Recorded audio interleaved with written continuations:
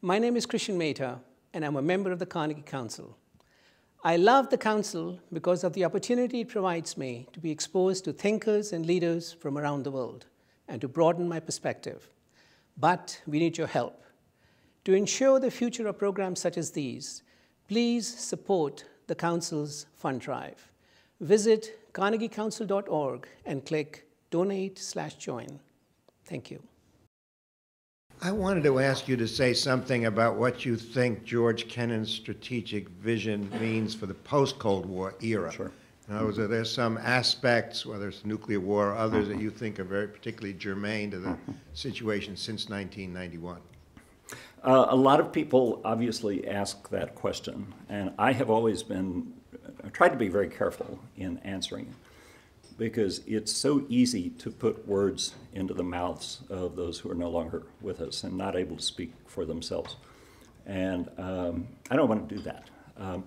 I think what I can say is that there are certain transferable principles that can be extracted from George Kennan's writings and teachings that can be applied across time. And that's what we try to do at Yale. We teach George Kennan in just the same way that we teach Thucydides, or Machiavelli, or Clausewitz, or Sun Tzu, looking for these transferable principles that are there.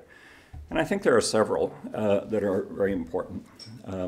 One, indeed, is this sense that there is a third way, normally, between war on the one hand and total capitulation or appeasement of a dangerous adversary on the other hand. That the third way is to assess the internal contradictions that may exist within an adversary and to give those the time to develop.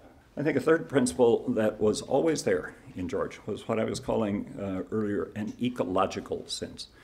And by this I mean everything is related to everything else, so that you cannot talk about the need for containment without assessing what the means of containment are going to be. And then assessing those means, you have to also assess what their limitations may be, what their risks may be.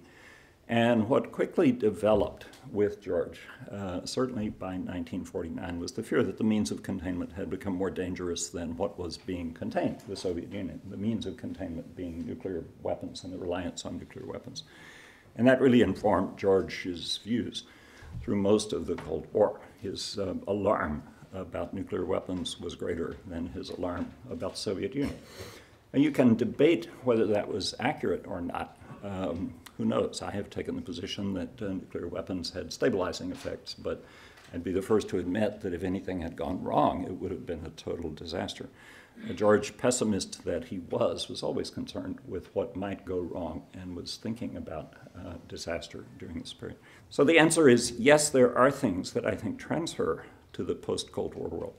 But I think we have to think about them in general terms as guiding principles, not in terms of what we should do about Iran tomorrow. And that's what so many people ask me about and wish I could tell them the answer to. And I'm not going to do it because I don't know.